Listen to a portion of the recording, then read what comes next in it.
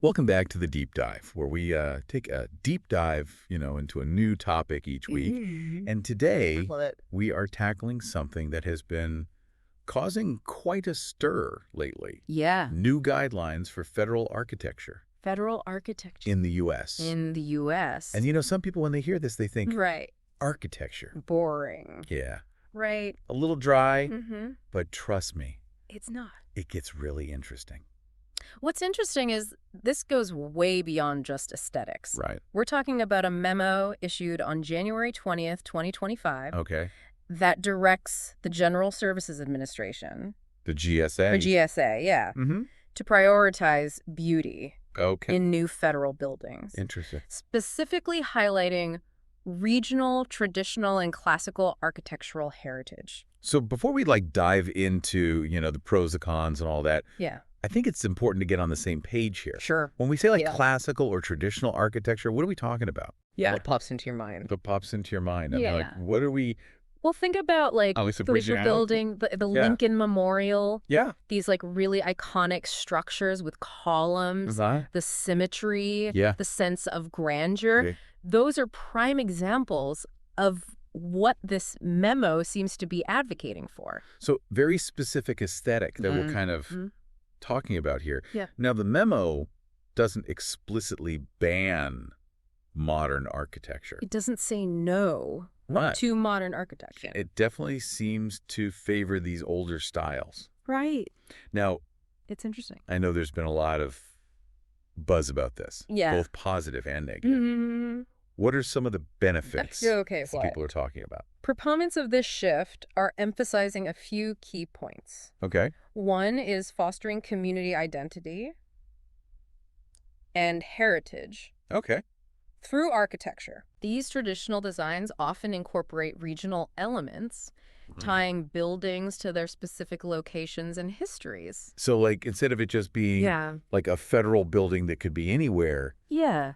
it's more tied to place. Yeah, think about how Spanish colonial architecture defines parts of California, Right. or how Art Deco gives Miami its unique vibe. Yeah.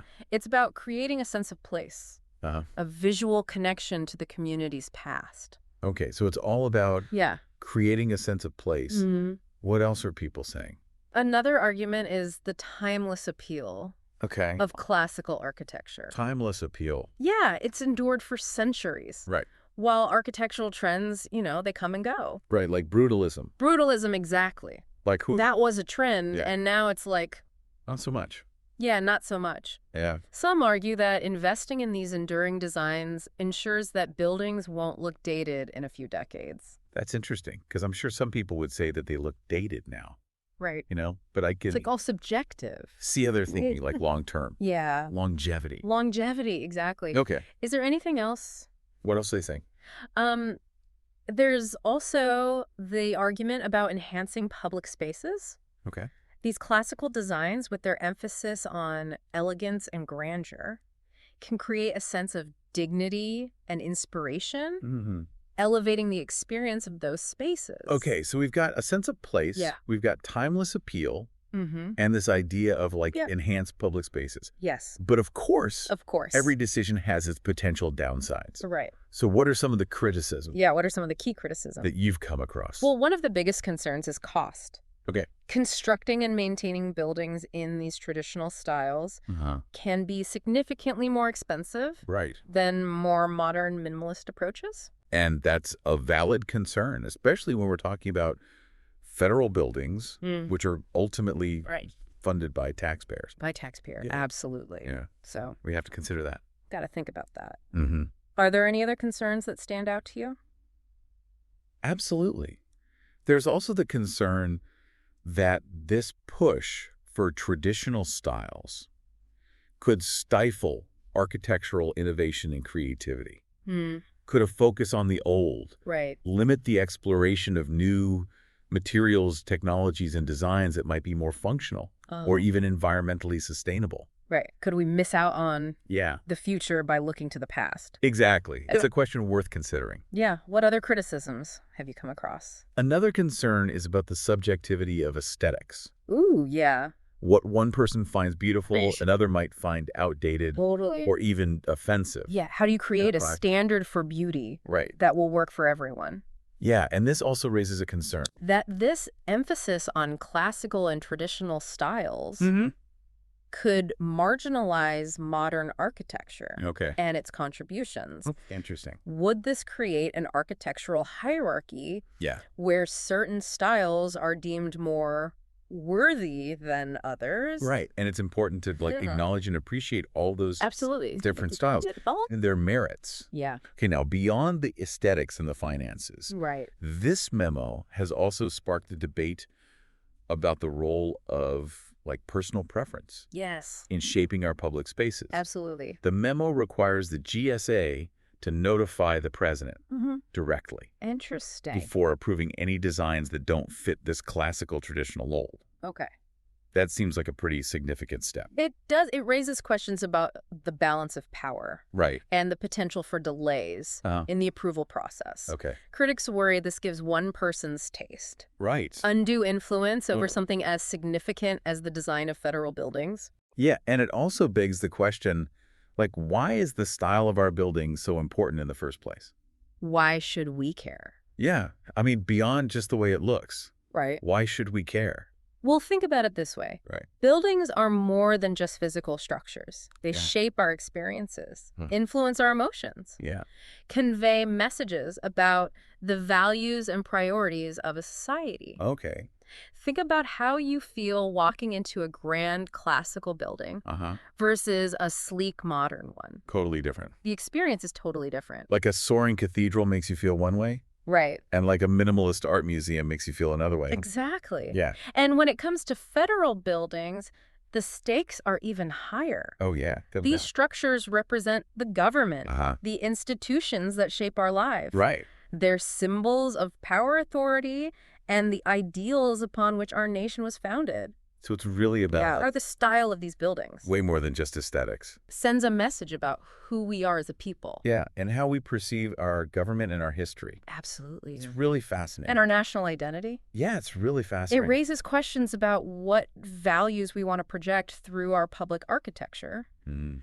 Do we want to emphasize tradition and continuity? Okay. Or embrace innovation and progress? Or both. Or strive for some kind of balance? Yeah, how do we reconcile Exactly. all these things? How do we? Beauty, functionality, cost, and accessibility. Yeah, this is This is complex. It's a complex, multi-layered conversation. It really is. It is to understand the weight of this decision. Yeah. It helps to look at historical examples of how architecture has reflected changing societal values. Oh, interesting. Take, for instance, the City Beautiful movement in the early 20th century. Okay. It aimed to use grand classical architecture Mm-hmm. to inspire civic pride and promote moral and social order. So that was like a very specific goal that they had in mind. Very specific. Okay. Or consider the rise of modernism in the mid-20th century, Okay. which often rejected ornamentation and embraced new materials and technologies, reflecting a belief in progress and a break from the past. Wow. So we really see how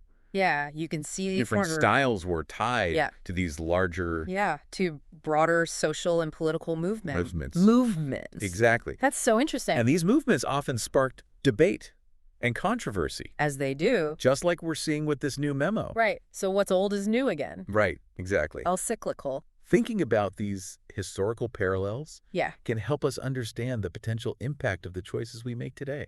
It's a good reminder that these decisions aren't just about bricks and mortar. They're not. They're about, shaping the world we want to live in Yeah. and the message we send to future generations. Absolutely. Speaking of different perspectives, another case study that comes to mind is the Vietnam Veterans Memorial Oh, yeah.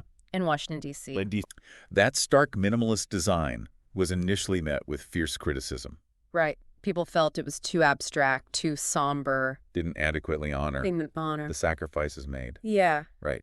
It's a powerful example of how public perception of architecture can evolve over time. Right. What might seem unconventional or even jarring at first can eventually become iconic and deeply meaningful. Yeah. The Vietnam Veterans Memorial is now one of the most visited Wow. and emotionally resonant sites in the country. That's amazing. It is. It really shows that, Yeah. we need to be open to different approaches and consider the long-term impact Long-term, of right? our choices. For sure. So how do we navigate Right. this complex terrain of aesthetics and symbolism and public opinion Yeah. when it comes to designing federal buildings? There's no easy answer. It seems like there's no easy answer. Yeah, you're absolutely right. There's no one-size-fits-all solution. Yeah. But I think the key lies in Mhm. thoughtful and nuanced dialogue. We need to engage in open and honest conversations, considering diverse perspectives and weighing the potential benefits and drawbacks of different architectural styles. I completely agree. We can't just dismiss one style over another without really understanding Right. the arguments on both sides. Exactly. It's about finding a balance that respects our history, reflects our values, and embraces innovation. And it's also about recognizing that beauty is subjective. Right. What resonates with one person Yeah. may not resonate with another. Totally. There's no single definition of beauty that will satisfy everyone. Exactly. Yeah. So as we wrap up this deep dive, Mm-hmm. we want to turn the conversation over to you, our listeners. Right? What are your thoughts on all of this? Yeah. What stands out to you in this debate? What aspects resonate most strongly with you? Maybe you're a staunch traditionalist, believing that classical architecture embodies timeless beauty and civic virtue. Or perhaps you're a modernist at heart, embracing innovation and pushing the boundaries of design. Okay. Or maybe you fall somewhere in between, appreciating elements of both while advocating for a more nuanced approach. Yeah. We'd love to hear your perspectives. But before we go, Mm-hmm. we want to leave you with one final thought to ponder. Okay. If you were designing a federal building today, what would it look like? What message would you want to convey? How would you balance beauty, functionality, costs, Right. and the needs of the community? Think about the materials you'd use, the spaces you'd create, and the overall feeling you'd want to evoke. Architecture is a powerful tool. It is. It can inspire, uplift, and even challenge us. Absolutely. So let your imagination soar Mm-hmm. and envision the federal buildings of the future. That's it for our deep dive into this fascinating topic. Yeah. We hope you've enjoyed exploring the complexities of federal architecture and the broader implications of design choices. Until next time, keep those neurons firing and keep questioning the world around you.